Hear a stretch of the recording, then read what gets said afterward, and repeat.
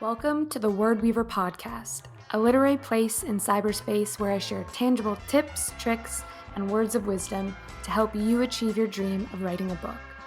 I'm your host, Louise Johnson, a writer and the author of Behind the Red Door. Let's dive into today's chapter.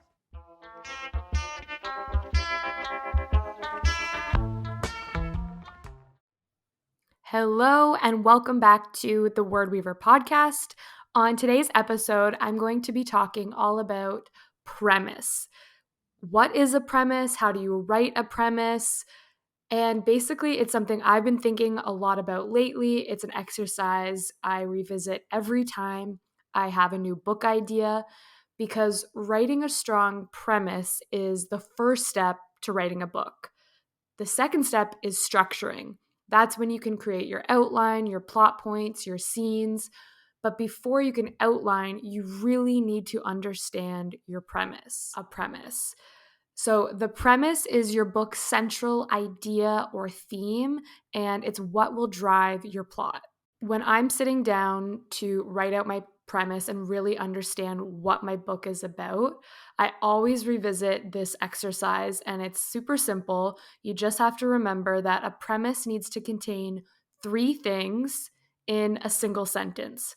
So those 3 things that it needs to contain are a protagonist, a goal, what does your protagonist want or need, and 3, a situation or a crisis that your protagonist is facing. And then you combine all 3 of those elements, protagonist, a goal, or a situation or a crisis, and write that into a single sentence.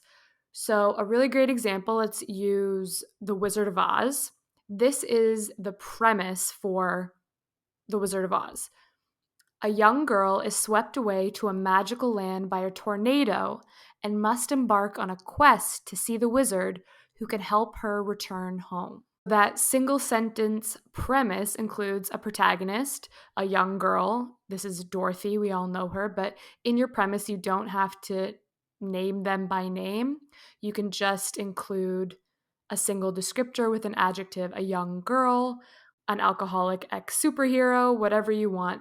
It can be a little bit more vague, doesn't have to specifically name them. And then it also includes a goal. The young girl wants to return home. That is her goal. And then the third thing it includes is the situation or the crisis that the protagonist is facing. And in this premise, the situation is that she is swept away to a magical land by a tornado.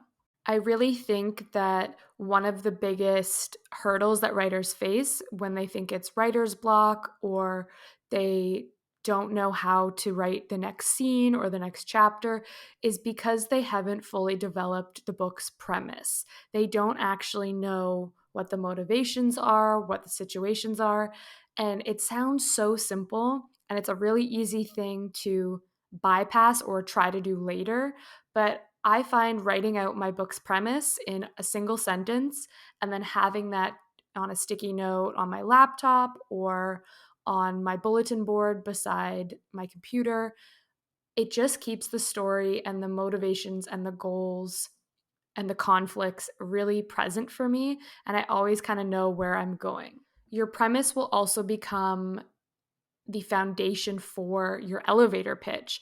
And this is something you will encounter in your everyday life. People are going to continuously ask you, what is your story about? And your premise is what you will be telling them. It's the single sentence. You can also write a 1-sentence log line. It's very similar to your elevator pitch. A log line is used primarily in screenwriting to explain what the story is about.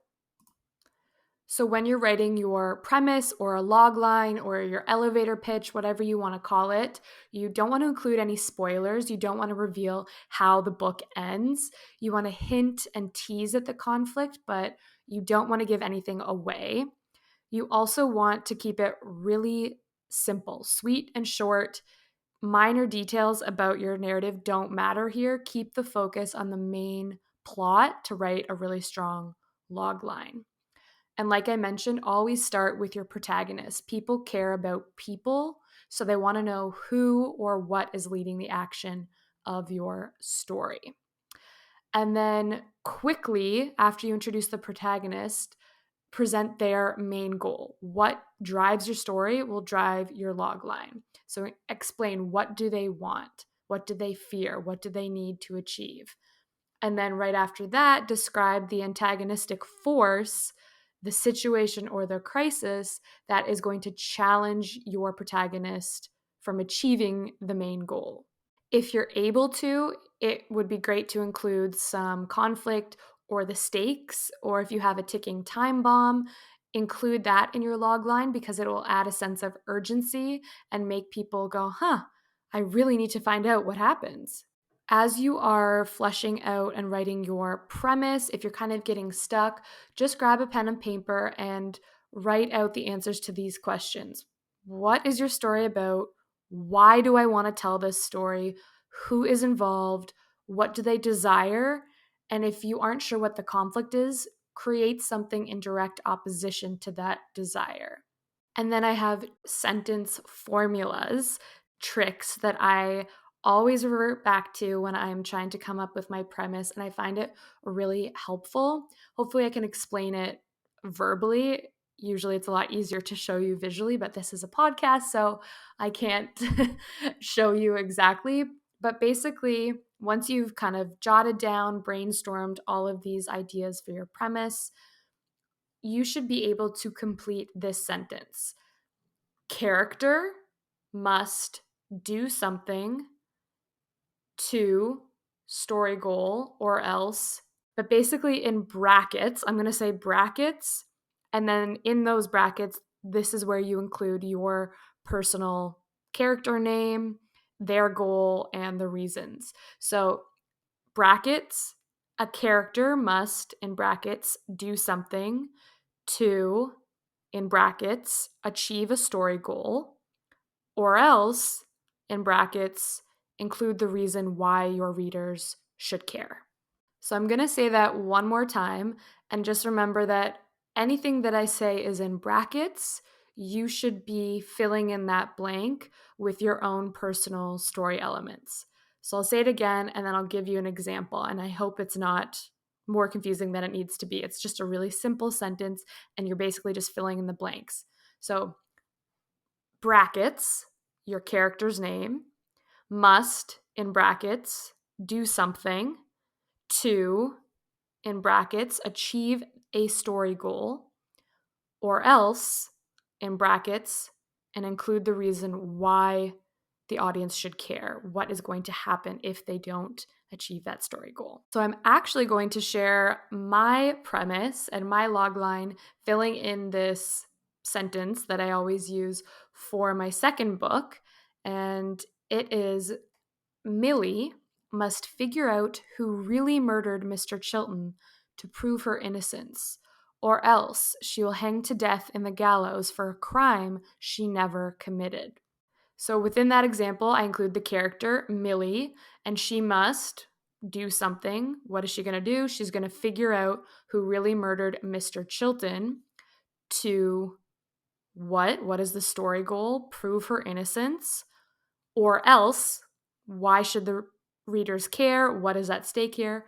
Or else she'll hang to death for a crime she never committed. So I hope that explains how I took that formula. A character must do something to achieve a story goal, or else, and include the reason why the audience should care or what will happen. And I do that for every single one of my books. So basically, this is a really short and sweet episode. I don't want to go into too much detail on how to write a premise because I think people overcomplicate the idea. It should really just be a one-pager in your binder, notebook, an online Word document, wherever you keep all of your brainstorming ideation files. And this is just something that you flesh out before you even begin structuring. It's something you will always return to because without a strong premise, you won't have a strong story. And again, just to recap, your premise should contain 3 things in a single sentence. And those 3 things are your protagonist, a goal, what does your protagonist want or need, and the situation or crisis that they face that hinders them from achieving that goal. Really, what you want to get at here is answering the question, what is your story about and why should people care? You will use this elevator pitch, this premise, so many times I can't even tell you. And it sounds like a very simple exercise, but it's really challenging to get all of the nuts and bolts in one sentence, relay what you need to relay to people to make them want to read more without giving away any spoilers. So that is it for today's quick mini solo episode of the Word Weaver podcast. As always, you can find the show notes at louiseclairejohnson.com/podcast. You can follow us on Instagram at Word Weaver Podcast. Until next time.